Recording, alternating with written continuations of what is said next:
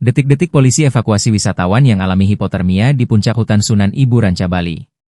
Seorang wisatawan mengalami hipotermia saat berwisata di puncak Sunan Ibu Kawah Putih, Ranca Bali, Kabupaten Bandung, Jawa Barat, pada Sabtu, 5 Juli 2025, sore.